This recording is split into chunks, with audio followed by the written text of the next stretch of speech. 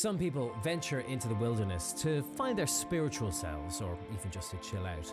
But our guest today went to the Australian outback and spotted the opportunity to save lives.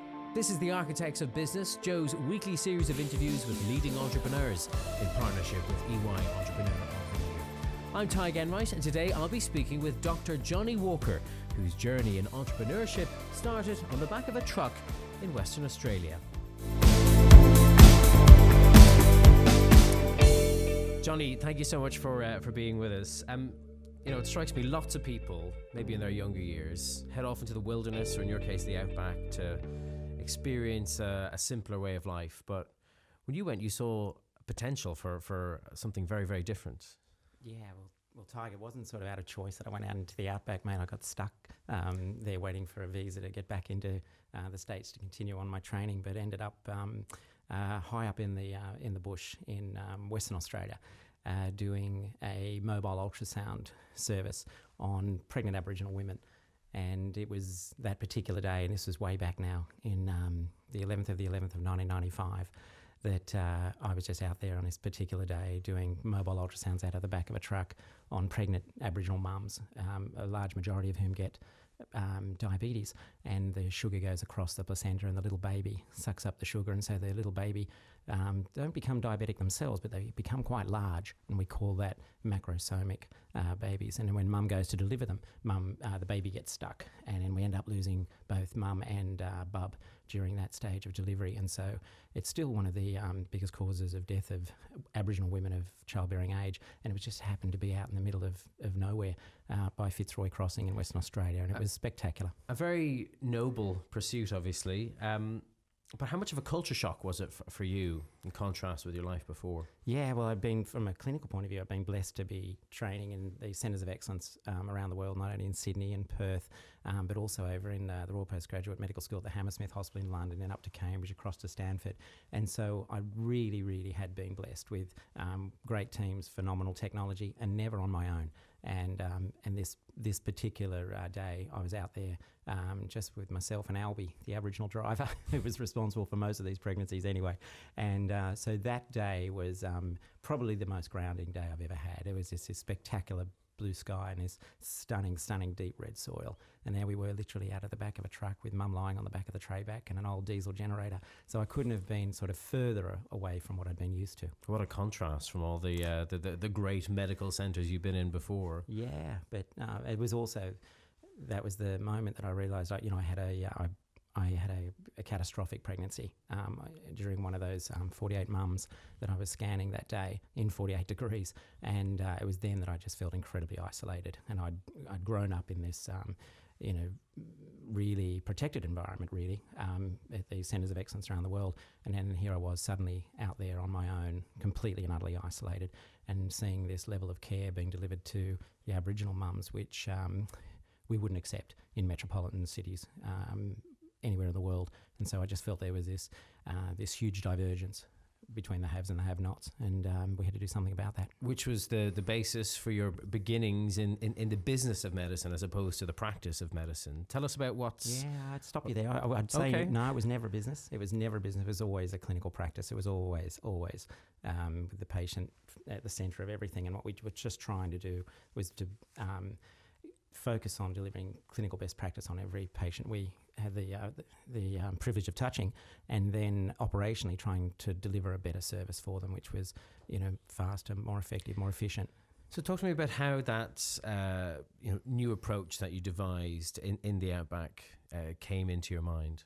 Well, that day I felt incredibly isolated. All we had was an old sat phone to ring the Royal Flying Doctor service. But when I was training at the Hammersmith, I arrived the day that the NHS had just put in 28 million into the radiology department there to make it a truly filmless and paperless department. So do away with the old viewing boxes and the old dark rooms, etc., and do away with paper completely. And whilst it was partial success at the time when I was at the Hammersmith, it was up and down a dozen times a day. But when it was up, I thought, my goodness, if this works, this will become more accessible, just like the colour television. Remember when it first came out? You probably don't, but it was so expensive, and then it became cheaper and cheaper. And I just thought, gosh, this technology might become cheaper to the point where it would have fantastic application in parts of the world where I grew up. So these was the beginning of the kind of the digital photography revolution anyway. So you saw that playing out in the outback in terms of helping to achieve what? I thought that we could link these small fragmented communities which were distributed over this massive paddock called Western Australia, 2.5 million square kilometres, and some 400,000 people, the vast majority of them Indigenous, and they were in these tiny, tiny fragmented communities, and they just didn't have access to any basic level of care that we would expect to be able to provide. And so I just thought, look, maybe we could tap into that technology that I saw at the Hammersmith. Now, we didn't have the £28 million, but I just wondered if we could just do it really bootstrapping, I suppose. I didn't know that word at the time, but we bootstrapped it. So I just put ads into all of the Australian papers in the capital cities, up into Singapore and one over into Palo Alto and Stanford for expressions of interest into data transfer. And no one came back to me except these three lads who'd done some work in banking, finance, data transfer. And I just showed him a video of myself reporting the old way with a packet of 50 films and the old microphone and magnifying glass in front of the viewing box.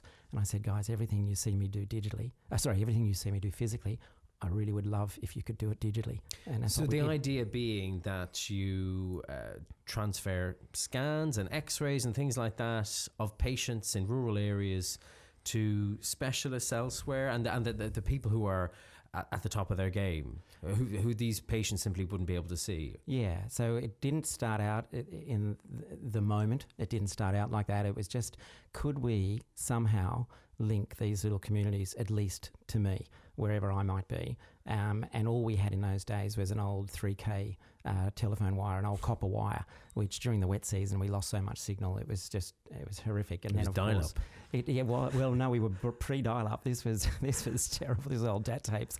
But and then along came ISDN, so 56K and then 128K. And then I thought, God, I'm on fire. There's no stopping us now. And then along came this thing called the web, and the brakes were off, and the great inhibitor for us to be able to deliver and connect to centres of excellence around the world. And that's what I did. I just rang my buddies in all the places where I'd worked before and said, listen, guys, I've got this very unusual looking cancer that's eroding the lateral wall of the nose. It's going up into the floor of the orbit. It's chaos. And really, that chaos should be read by someone who reads chaos all day long. And that was where I was able to link through to the centres of excellence. And all my old bosses and my peers and people who'd written all the articles in all the journals, they kind of liked this. They thought this was a bit of fun and great bit of crack, in that they were able to report cases on a 56-year-old lady from Kununurra in Western Australia.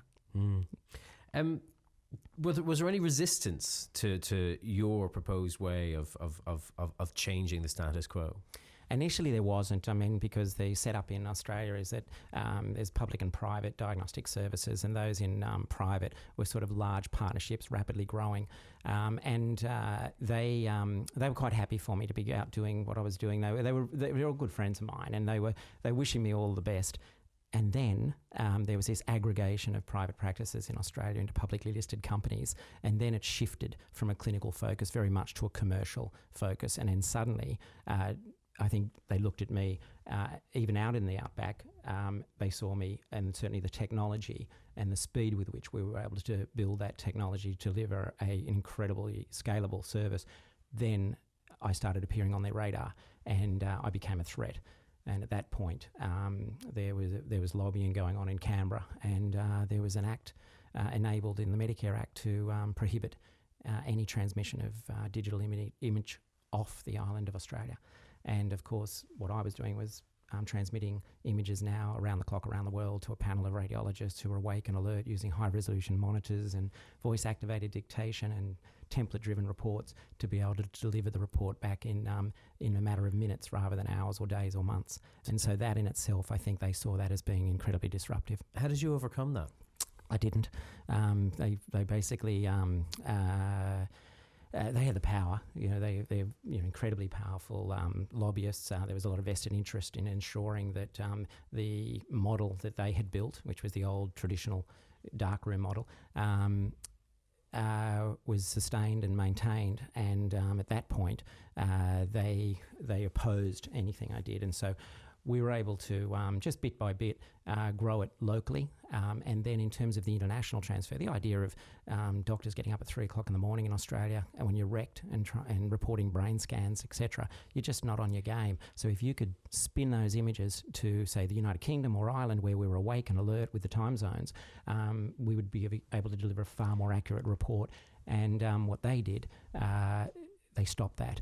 And so we went and did deals with the state or provincial hospitals who weren't under the Medicare Act, and that enabled us to provide that service. When you look back and you consider that, you know, the principles that doctors are all supposed to sign up to, the Hippocratic Oath, and you look back in their conduct, how do you think they should feel about themselves? Look, I don't think it's anything to do with the Hippocratic Oath. I think this was business. We'd moved on at that stage from, you know, clinical delivery, which I think they still have massive admiration for. And so many of those people now work for the practice which we built, which we call Global Diagnostics. And I think Global's really made an impact, not only down in Australia, but now around the world. And so they have, I think, huge clinical respect for what we've been able to do, and operationally as well. And now things have worked its way out. And so there's remuneration within the Medicare Act, etc. So that it's worked its way out. You mentioned the name there, Global Diagnostics. It's the company that you spent many years building. In those early years, how did you start to put a shape on the vehicle that was going to deliver these ideas and this technological revolution? Yeah, I suppose so. It wasn't as grand as that. It was quite literally on a little green folder and with some loose leaf papers, which I'd gone and bought in a little news agent, and then I just started drawing the towns and working out where I could be on Monday, Tuesday, Wednesday, Thursday, Friday, Saturday, Sunday, driving between Harvey, Collie, Donnybrook, Bridgetown, Manjimup, Margaret River, etc., to deliver a mobile ultrasound service in the little district hospitals or the little medical clinics in these little towns. And so that's what I mapped out, and I've worked out how many, what was the population, how many GPs were flying in, flying out with the Royal Flying Doctor, etc. Where could I deliver a service that was affordable and sustainable? And that's how we grew it. How dirty did your hands have to get? How hard did you have to work at that early stage? Clinically, I was on the tools all day, every day, and have remained that way. So, to this day, this very day now, actually, Ty, I've got to head straight back to the hospital. But I've never given up my clinical vocation, which is really my driver. It's when I'm in the trenches, and that's what still drives my passion. It's where I see all the pain points. So from a hands-on point of view, I did every case. So I would scan every case, I do every biopsy, do every report. But bit by bit, I got a little team around me who were just, they were crazy themselves, and they were able to deliver the operational side. Yeah, but you were also, in addition to that, you were concerned, I guess, about the operational side, and you had to make sure there was money there, and for the equipment you needed, and make sure that you stayed afloat. Right, so we had no money. That was when I told the lads, when I sent them the video of me doing the reporting the old way, I said, oh, by the way, I can't pay you. And these three lads, I said, that's okay, let's do it. And so we did. And Jim Lee, the wonderful old general manager of the Busselton District Hospital down the southwest corner of Western Australia, he said, Johnny, what are you actually proposing? And I said, Jim, what if I come and I bring there a little mobile ultrasound, and you give me a room and somewhere to wash my hands and some needles and stuff if I need to do the biopsies, and we'll go halves in all the money you save for the patient-assisted transfer scheme to get patients up to Perth for diagnostic studies, and you pay me at 30 days. And he agreed to do that. And then the next issue was then getting an ultrasound machine. Now, Toshiba just brought in this tiny little baby mobile ultrasound machine, and they were trying to get one into the Australian market, and someone told them that, look, there's this crazy little guy over in West Australia who's looking for one. And that was it. So we got this beautiful little ultrasound machine which fitted into the back of the truck. And Tosh said, look, pay us in 30 days. And I asked for 90 days. We settled on 60 days. Jim paid me at 30 days. So we had 30 days cash flow positivity, and we never looked back. Yeah, I mean, this kit is bloody expensive, isn't it? It was $34,000 actually at the time, which was a bucket load of money for me, Tig. Yeah, I mean, that was just a bucket imagine. load. And on that first day when we did our first 4 scans up in the Collie Hospital, I left the little lappy, because I had to buy a lappy as well to get the digital images off the ultrasound. And I left the lappy on the roof as I was taking the pictures. And as I was coming down the hill from Collie down into Bunbury, I felt this thump. And I thought, what's that? It must be like a low-flying duck. But it didn't quite feel like it didn't feel like a roo. You know how a kangaroo lifts the car? I wouldn't know. Oh, sorry. Most people here wouldn't. So a roo tends to give you a good old thump. This was more like a thud. And I thought, I must be a low-flying duck. But it wasn't. It was my bloody lappy, which was sitting on the roof. And, of course, they were my first 4 patients that I'd ever done. And all of the data was on that lappy. So that point, I think God was telling me, listen, Johnny, let this go. Leave it. Go back to Stanford. Let this go. But at that point, I thought, well, we're beyond the point of no return now, because I now owe $8,000 on that laptop. So that's why we went forward. We were talking earlier about I suppose the resistance within the wider profession to new ways of doing things. Did you come up with that against that over and over again? I mean, I understand there was some resistance to even just the concept of using digital technology to perform this kind of work. Yeah, and I wasn't expecting that. I thought everyone would be as excited as I was about what we could potentially do. And I still look back and I think, gosh, we could have accelerated it so much faster if we'd collaborated. But at that stage, it was sort of, I was out there and I was sort of trying not so much to prove to any of my colleagues or the Royal Australian New Zealand College of Radiologists or anybody else, the government for that matter, because I'd never taken a cent off the government and we'd taken no grants, and I'd basically cash flow driven the whole thing.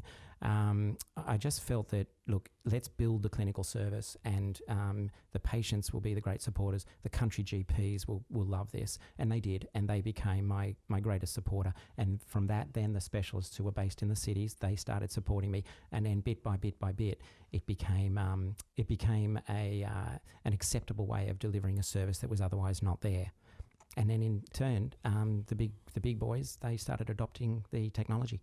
Because there were some laggards, weren't there, in terms of those big boys? Yeah, and there always are, aren't they? There always are. But they're never my market, and they're never going to stop us.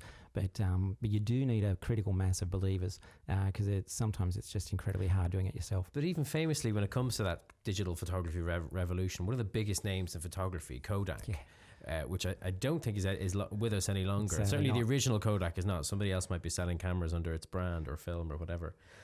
But it had the digital technology back in the day and just decided, I don't like this. Yeah. I remember sitting with the Kodak, the bosses of Kodak in Australia, and on my little drawings, I'm a real drawer, I'm a visual thinker. So I just showed them my one-page drawing of what I wanted to do, and they went, oh, Johnny, no, that'd be a big mistake, going digital and doing away with film. No, let's just stick with the film. You'll need the film, and we're happy to supply your film and what have you. And I said, no, guys, I'm going digital from day one. I don't want any film. It's got to be paperless and filmless. And they said, oh, look, Johnny, well, look, good luck, but it's not going to happen. And I then met AGFA the next day, and they were sort of a new kid in the block, and AGFA just got it. And they said, okay, look, Johnny, we don't have anything digital. In fact, at that stage, Kodak had the patent for the first ever digital camera. And AGFA said, look, but we can support you with maybe a cut-down ambulance bed to put your mobile ultrasound on. So they gave me $3,000 worth of a cut-down ambulance bed. And to this day, AGFA are our supplier of digital imaging. And Kodak, sadly, are no longer with us. Did you get the sense, even back then, that ultimately there would be the kind of momentum behind digital that there is today? Or did it very much feel like it might always be an upstart or a challenger? I kept coming back to the colour television. We grew up in the Hunter Valley. Dad was a country GP and had 8 kids, and we didn't have the TV, and we had originally an old black and white thing which we're only allowed to watch on a Sunday night, and then along came these colour televisions which we saw in the store in town. And I just watched the price come down, the size come down, and I thought, if that's what happens with technology, I hadn't heard of Moore's Law or anything at that stage, then I thought just maybe, this might become mainstream. But at that stage, you're just so young, you're so naive, you're green, you're a rookie, and you're just blind believer in what can be done, what can't, rather than what can't be done. So take me through the stages of growth you went through, the kind of the big milestones when, Global Diagnostics made really big strides. So we started from the back of that old truck in November of 1995 on a 3K telephone line, and then bit by bit we built it throughout WA, Western Australia, and along came, as I said, the ISDN, along came the web, and then suddenly, as I said before, the brakes were off, and we were able to link through to back to Cambridge and across into Oxford and up to Norwich and various other centres in Leeds, and then across into the States. And at that point, a few of the crew were coming out and doing locums with me. They were going surfing and fishing as well. But they said, Johnny, you should really bring this to the NHS. And so we did. We hopped on a plane, and I asked my team at that stage, could we go and have a pop at the NHS? Because at that stage, the large publicly listed companies were beginning to circle me, and they were opening 9 to 5 clinics across the road from the 24/7 hospitals that we were operating in. But how did it evolve from being, a service connecting, primarily women in small remote communities to expert doctors elsewhere, to Britain, for example, where, most people, there's nobody too far from a hospital, certainly not in the way that there is in Western Australia. Well, the driver for me to look at the NHS was we were about to get pushed into the sea in Western Australia with the big boys coming down and just quite literally opening up. And immediately you lose 30% of your volume, and we're a volume-driven business, high capex for the MRIs, the CAT scans, etc. But the most important asset is your team, and we're running a 24/7, 7 day a week, 365 service in the sick people business, and you start losing staff to a 9 to 5 clinic without any weekend work, being able to sleep every night. It's quite attractive for them, and so we lost, as you would, 30% of your referrals because they could do it the same day as you, and we lost 13 of our staff, and that was enough for them to set up opposite us. And so, and they had the muscle, and so we were going to either pushed into the desert if we went east, or pushed into the sea if we went west, or off the tip of Australia if we went south. And so at that stage, I thought, look, this is now a survival tactic. Can I use this technology to really leverage up this virtual network of radiologists that we'd built around the world, mainly out of goodwill towards myself to help me out? But could we actually wrap a blanket over this and call this something real? And so that's when we came up with the name of Global Diagnostics, and that's when we truly then began to develop a global vision for scaling this at pace. So what started as an ultrasound machine on the back of a truck evolved into a network of clinics? Or? Yeah, virtual network of a mix of mobile services, fixed clinics, and also large hospital contracts in Australia, the UK, Ireland, and we were everywhere we went, we were invited in. And because they were interested in what we'd done in Australia. The NHS, you say that no one's very far from a hospital, and that's very true. But in fact, the waiting lists back in 2002, 2003, when we did make the move into the United Kingdom, the waiting lists for an MRI of the lumbar spine or the hip or the knee was somewhere out towards 2 to 3 years, because you don't die of a osteoarthritis of the knee. So the MRIs at that stage were quite limited, and they were focused very much on cancer, on cardiac, and on stroke, as they should be. And so people had enormous long waiting lists to get their MRI of the knee, to be able to then go on and get operated on to get their replacement. And so we saw that as our beachhead, and we went in and we started building, instead of a mobile ultrasound service, we built a mobile MRI service.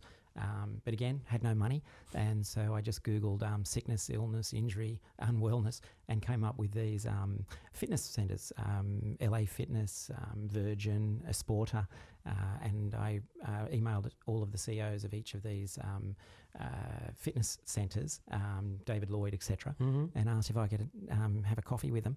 And Dave Standing, who was the CEO of Esporta, said, yeah, come on, we'll meet the next day. And it was a 30-minute meeting, and it went 4 hours. And then we started a mobile service from one of the Esporta centres in Oxford 2 weeks later. And then from then, I just launched out of all of these beautiful, beautiful fitness centres, which were usually off the freeways. They had wonderful infrastructure. They had 3-phase power. They had these aspirational centres, beautifully built, and they had this fantastic young aspirational staff. And so I and clientele. And the clientele. So we just literally brought the trucks in, plugged them on, and the local doctors started sending the patients, and they loved the fact that they could jump this 2-year waiting list and have a coffee and a flapjack in these beautiful centres. And in fact, we very rapidly became the biggest franchisee for Esporta Health and Fitness. Within 6 months, we were the biggest franchise for them. What kind of a price point were you doing there to kind of attract people away from the NHS, which although you have to wait 2 years, it's also free? Yeah, so it's free at point of care in the NHS as it was then. We just went in at exactly the same price point that Bupa, which were really the kingmaker in the market over there. So we went in at exactly the same price, and we focused on the self-funding market. And so patients were prepared to spend, at the time, it was £225 to get an MRI, if it meant them jumping a 2.5 year waiting list. Mm-hmm. So how did you end up here? Look, long story, but Mary Harney, the health minister, had seen what we were doing and invited me over to speak at a conference. And quite literally, I spoke in the morning session, and there were a few innovative players speaking that day, including one of my great heroes, a guy called Mick Carney, who'd set up Snap Printing down in Western Australia, and he coached the Cottesloe rugby team. He's gone on and been the manager of your rugby team. He's a great fella, and he did Snap, and he just opened up a thing called Home Instead with Eddie, and they spoke ahead of me, and then I just spoke, and I did a kind of as I was on the stage, a case came through. I was live because I'm on call all the time, and it came through, and it was a 35-year-old lady, query ectopic pregnancy out of Kalgoorlie in Western Australia. There's nothing more powerful, I suppose, than seeing it. So I was able to look at the images, report them, send them straight back, all anonymised. So not yet GDPR compliant, but at the time it was still confidential. And then I kept on with my presentation because I knew this had put me like 5-6 minutes behind now. And then the Skype call came through, and it was Filthy Phil, and and his language is fantastic. And it was then straight after that the crew from VHI, they just opened the Swift Care clinics, approached me to see whether or not we could provide a diagnostic service to them, and also the Hermitage Hospital and the HSE and various other members of the ecosystem then just approached me to see what would need to be done to make this happen, to bring you to Ireland. And so I came by invitation. But to bring you to settle as well. I mean, you'd already spread from Australia to the UK, and I think you talked about being in the US market as well. Yeah. What was it that brought you, the man, to be here? I mean, was the kind of work that the VHI and the HSE were talking to you about, was that a big fish for you to fry? That was part of it. I mean, we were beginning to, so our first service was with Swift Care, and of course the hours were long there. We were opening at 9 in the morning, closing at 10, but really it was midnight, and that was 7 days a week. But we were finding pathology then that really needed to be operated on, or we needed to biopsy or do further imaging on, so ultrasound, CT or MR. And the Hermitage had approached me, Eamon Fitzgerald, the CEO, and we were sending all these cases into the Hermitage. And then he said, Johnny, would you, and I was living in the UK and flying out at that stage, and he said, would you ever consider coming over and doing the cases yourself? And so I stayed out at the Clarion there at Liffey Valley, and I'd fly on the old Flybe, the twin prop, across from Exeter, where we were staying down in Devon at that stage and building out the Exeter operation. And so I'd fly over, and I'd come in on the 10 o'clock flight, and I'd be operating by 1. I would operate through till 8, 9 o'clock the night, the next morning very early, and then I'd be straight on the M50 out to the airport to hop on the Flybe back to Exeter. And that's how we grew it for the first 6 months. And then it got to the point where I was here 2 nights a week, 3 nights a week, and it just made sense for us to come across. War of attrition. It was. Plus, I suppose, without offending any of my English friends or colleagues, the English, I love them, but they tend to pour water on you if you're sort of lighting fires. Whereas the Irish, they just seem to embrace it. And plus this mighty thing you have over here, Ty, called the crack. Oh, the crack. The crack is mighty. It is mighty. It really is. If we could bottle that and then put that into an intravenous infusion, I think, we'd kill cancer. We really would. No doubt about it.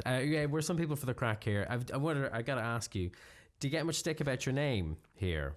I do. So, do you wish you were called John Jameson instead? Johnny Jameson. There's a turn up. I have 30 minutes to do a case, and I don't want my patients hearing this, and I don't ever want them to think they're on a conveyor belt of care, but I know I've got 30 minutes in that operating room, and the first 2 minutes to 2.5 minutes is just meeting, greeting, sitting down with them, put my arm around them and tell them, look, what we're going to do, and I draw exactly what I'm going to do. But the first minute really is around my name, and then the second minute is Johnny, yeah. I'm about to put a needle into their spine or into their liver, and that's not important to them. What, Johnny? Where's that name from? And why are you here? Why in Ireland? You've come from Australia, and here I am about to put a needle into their liver, and their priority is wondering why on earth I've made this decision. Well, anything that distracts them, I suppose. Yeah. So, Johnny, in 2012, things moved in a different direction for you. What happened then? So at that point, Tig, I suppose I hit the wall, which I call the founder's dilemma. We had grown this wonderful little practice, and it was always a practice. It was never a business. Clearly, we had to run it ultimately as a business, so that we could be profitable to reinvest back in our people and our technology. But it got to a point where we were now embedded truly within Australia. We were now embedded and growing rapidly in the United Kingdom, and now we had a fantastic opportunity in Ireland, and we'd got that bedded down as well. We had a fair head count at that point, and we were doing a significant number of cases, many thousand cases now every day, around the clock, around the world. At that point, mate, it becomes a scale issue. And the excitement, the real thrust of getting something out of the trenches from concept to market, which is where I get my juices flowing. That's the entrepreneurial side of it.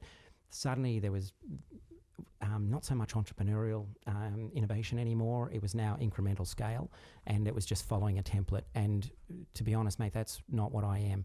And so I was blessed to have done the Stanford Leadership for Growth program, which was part sponsored by Enterprise Ireland. And it was then that I realised, look, I need now to get myself a really good scale team, and we were blessed to have a terrific operator who'd stepped in and was at that stage helping with global around the world.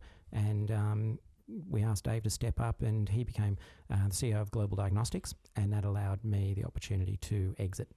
And because I just still felt I had one big disruption within me, and it was probably better to disrupt from outside of the mothership than to try and do it from within the mothership. So you already had your plan for your next venture at the back of your mind then. Was it a plan or just a desire to do something else? Oh, no. It was very much a plan to go full circle in terms of treating patients, not so much out in the dirt, in the bush, out of the back of the trucks, although, we've made a great impact over there in doing that. But it was really to stop patients coming to hospital in the first place by enabling them to be well in the community, and within the community, within the home. And within the home, it was my absolute material observation that the chief curator of care in the family, in the vast majority of cases, in 92% of our audit, is actually the female, often the mother, but often the daughter. And we call her the Ginga, after the African warrior queen, Queen Ginga. And so we've launched Jinga Life, and it's all about engaging and enabling, empowering the female captain of care in every family around the globe. So what is it? Through simple technologies. We started with what did the Ginga need? So we sat down with our little Ginga council, our tribe, and what were the big pain points that they were finding in the ecosystem. And the big one was that they don't feel a part of it. They might be now they're in this role where they have to look after their elderly father-in-law, their elderly mum, etc. They know they have to be at Tala at 2:30 on a Tuesday afternoon. They're not sure who they're actually seeing, what they're going for, what do they need, how they're going to get them there, etc. So the first thing they wanted to know was have an orderly visibility of appointments. Number one, they also wanted to be able to have the basic medical history of their elderly mum or dad, or their in-laws, or even the children, etc. And they wanted to know the immunisation history, allergies, previous operations, etc. And so we went about building just a very, very simple, mobile, GDPR compliant family electronic health record, which gave the Ginga access and visibility to all of the medical history of all of her loved ones, from womb right through to tomb. from the moment of conception all the way through to that really important stage, that end of life and death and dying, dignified dying, and using just simple technologies to enable that and bring the Ginga into the centre of the focus of the ecosystem, rather than her being this orbiting electron that's often seen as a nuisance. She's out there and I'm like, oh my God, here comes the Ginga down the corridor. She's going to want to talk to me for the next 5 or 10 minutes. We need to embrace that, because she's just this fantastic resource. And look, I say in 92% of cases the female, in 8% of cases it's the male. But so we focus on the Ginga, and what we want to do is empower them in a way that they've never been before. So it helps them keep all the relevant information for their loved ones in one place within an app. That's it. Do doctors interact with it as well? Right, so we've just launched on the 1st of August there, so I think we're day 55, 56 now, and the whole idea is that first and foremost to give the Ginga a portal where she can actually put this information in. Now at this stage it's manual entry, but as we grow this, we'll build relationships with the general practitioner, primary medical services where they have their own systems and processes linked through to the hospital information systems, etc. So there's work to be done, but the big focus is to move the focus from the hospital to the home, and within the home, the Ginga. So what stage is Ginga at on its journey? Right, so we've got a fully compliant digital health platform, which is mobile enabled. We have our apps now in the App Store and also on iOS and also on Android. And we've had, as of last night, 12,556 downloads. So it's still going out as a freemium for the base unit. And then on this, we'll provide the key benefits. And then, as Ray Nolan always says, add the features, but stick to the benefits. And so we will add features of video consultation, electronic prescription, and various other features that we'll be able to add onto the platform. So it's a platform that's really got legs to grow in usefulness to the Ginga. That's it. And really building a brand around Ginga empowerment. Okay, fascinating stuff. I noticed though, because obviously, like any good researcher, I've checked your LinkedIn, and I see you're practicing as well at the Hermitage in tandem with all this. So I know you said you've never given up the hands-on stuff, and you're possibly checking when your next next appointment is. I have. I've got a case booked at 11:30. Yeah, so I've never ever given away the clinical. It's my real passion, Tiger. Don't get me wrong, I love the entrepreneurial side of it, but I'm sort of blessed in that there's a little bit of ambidexterity that lets me do both. And to be honest, they blend beautifully. Look, it's hard. The hours are hard, but I find that my patients are incredibly grounding. When I'm in there, when in operating theatre, we put Spotify on. They get to pick their playlist, and we get the job done, and we hit the target. Hopefully, first time, every time, one time. And there's great reward in that for me. So you let your patients pick their own Spotify music for the and that's surgery? Again, I've got to do all that in 2.5, 3 minutes. Do you ever veto it? I do. If I have never vetoed. No, if they come up, we will find it on Spotify. Where our new CAT scanner is, we're not getting great bandwidth down there at the moment, but we haven't not been able to get anyone. I was doing a prostate on a lovely old fella, gentleman Jim, 76 years of age, and of course the prostate biopsies are done via the rectum tie without offending any of the listeners, and it's not a pleasant procedure for any of us, and particularly the patient. But we try and make them as comfortable as possible, and various little tricks that we can do to do that. But just as I'm about to put the probe in, and I said, Jim, what would you like to listen to? And often they'll come up with the classics and various other things, soothing type music, coffee music. And he turns around and he goes, Queen, we will rock you.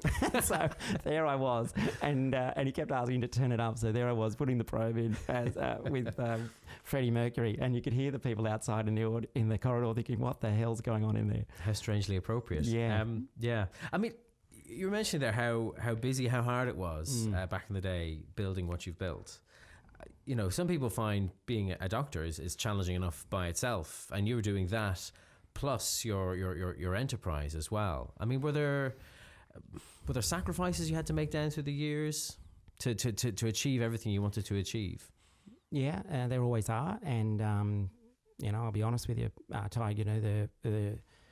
In my experience, my personal experience, but also some of my observations, is that the trade-off for doing what we do is our family. You know, someone's got to miss out on you, and in terms of time, in terms of focus, and that's it's a real bloody shame. I remember when I speak, and my last slide is, and never stop loving your wife and kids for letting us do what we do, because what we do is, particularly when we get together, we create magic and we build magic and we make it happen, and we're just wired that way. The downside of that is that there can be an impact on the family, and so I think most of us would look back and think, gosh, could we have done it differently? Particularly when it comes to family and that absolutely unconditional, totally focused time, with your wife, with your children. So when the little man, Angus, my little 12-year-old says, "Oh, Dad, that was a Maserati that just went past," don't just keep walking and just say, "Oh, that's great, mate." Stop and ask him, "Mate, how did you know that was a Maserati? Tell me about the Maserati. What's the difference between the Maserati and the Ferrari? Tell me that. And what's that logo?" And get him talking and make him the most important person in your life for his special little moment. And I think as busy people, not even entrepreneurs, but across the deck, we just don't stop and prioritize what's really important in the long run. And I think family is just it's unconditional. Do you think is that something that's maybe left out of all the advice packs that are given to aspiring entrepreneurs that actually focus on the other stuff too? Yeah, and that's the irony of the whole thing. As I said, it's usually my last slide, and it's the one you drop, and it's a shame. It's a bloody shame. I mean, has there been anything you've changed in your life now to now that you have this awareness of what maybe mistakes you might have made? Yeah, try and just focus. When that Maserati goes past, stop and listen and engage and do that genuinely. Don't just do it as lip service. You were mentioning before, that the slides, the presentations you give on your own experience. I'm guessing that's part of a kind of a mentorship, because that's your other interest as well, as making sure that the innovation pipeline in terms of what you've done in the past doesn't run dry. Yeah, I suppose the reason I mentor tigers, mate, I often get asked, "Johnny, what would you do differently, or what would you have loved to have had?" And people often think broadband in the bush. It's not. If I just wished I'd had a mentor. I had some fantastic clinical mentors who taught me how to enter the lung from the posterior aspect or go through the liver capsule and that sort of stuff. But I didn't have a business mentor, and I would love to have had a business mentor, because I think I know that we wouldn't have gone into as many potholes or off as many cliffs as we did during that journey when we were just trying to finesse it ourselves through innocent naivety, but we were ignorant. And if I'd had a mentor that I could just ring and have 10 minutes a week with and just say, "Look, these are my big problems. What do you reckon? This is what I want to do. This is what I think we should do. This is the rationale. What do you reckon?" And for them just to point me or maybe guide me away from the edge or out of the pothole, that would have been great. And is that what things like Entrepreneur of the Year is good for, do you think? Well, the Entrepreneur of the Year is pretty special, Tig, in that EY do this fantastic job of, I don't know how they do it, but every year they nail it down from the many, many applications down to 24 finalists across 3 categories. And it's just this fantastic alumni we have now, which is punching up towards 500, where we all share this common thread of having been in the trenches, and for the first time ever, you can share the pain and the heartache and all of the challenges, as well as the finesse and the successes, because so many of us now have had success, which is terrific.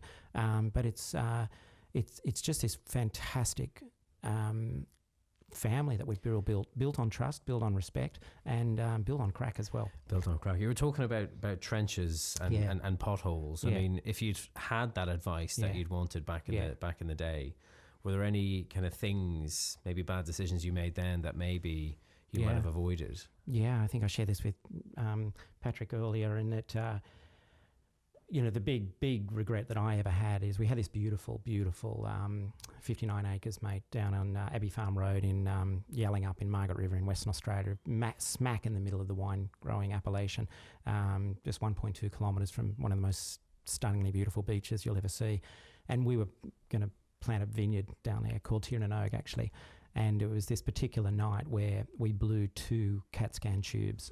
Now, CAT scan tubes are just like the light bulbs we've got here, Tiger, not as bright as this, but they're just tiny. They come in a box, just like you'd get out of Lidl, and except they're $110,000 plus GST each, Aussie dollars.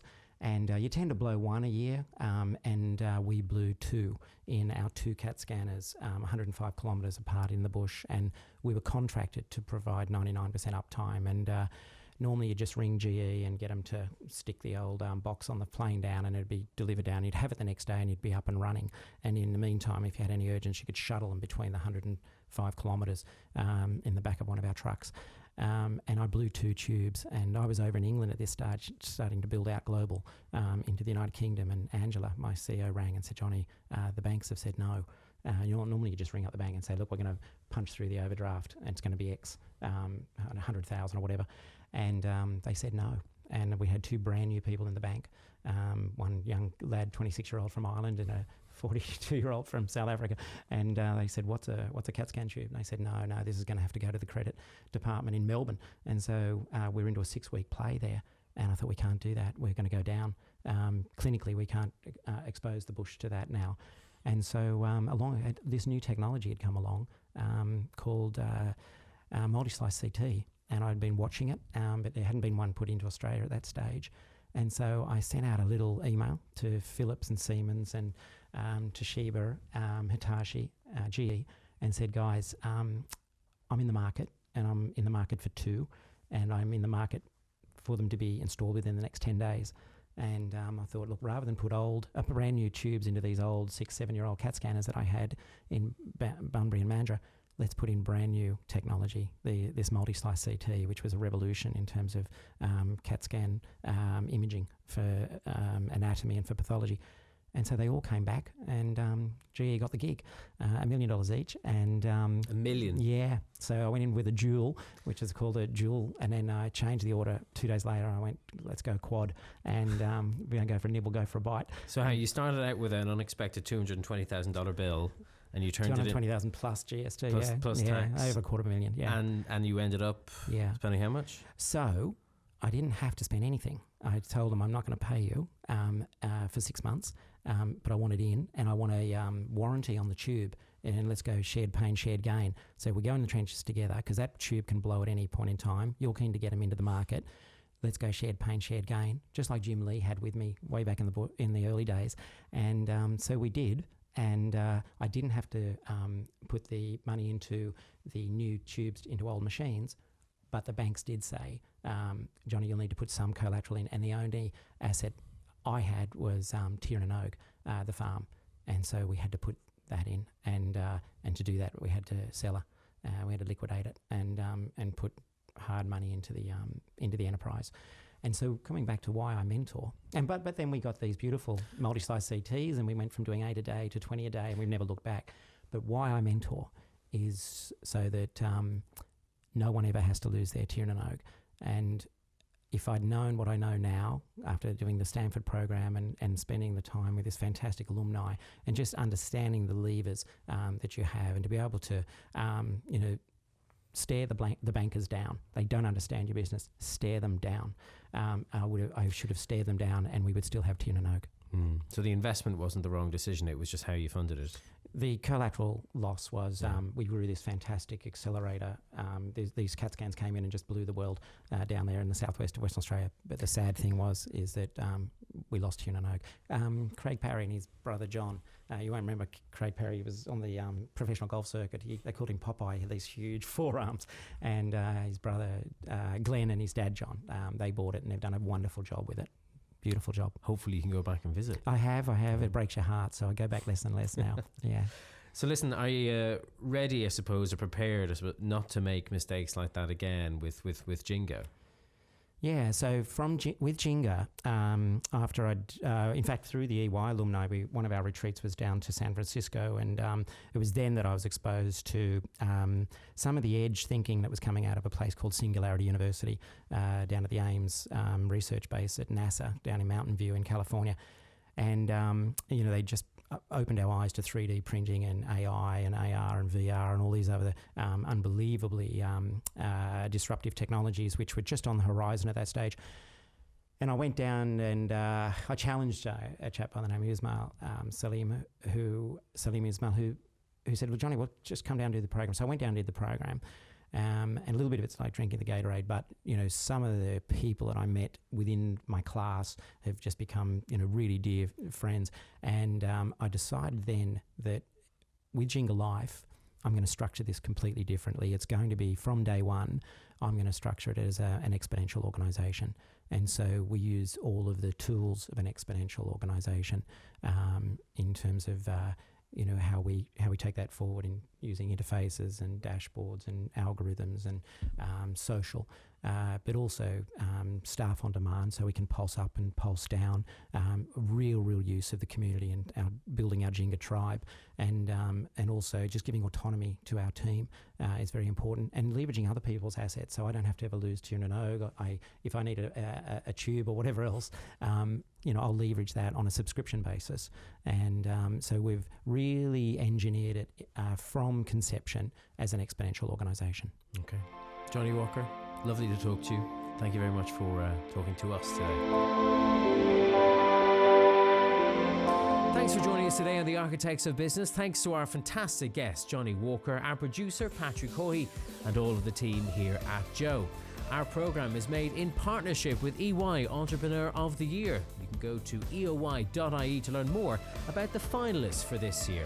And don't miss out on past or future shows by subscribing for free to The Architects of Business on iTunes, on your favourite Android podcast app, or you can watch the show on YouTube.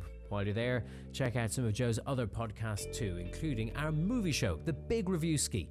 I'm Ty Genrice. Thank you so much for being with us today, and I hope to see you again soon. Bye-bye.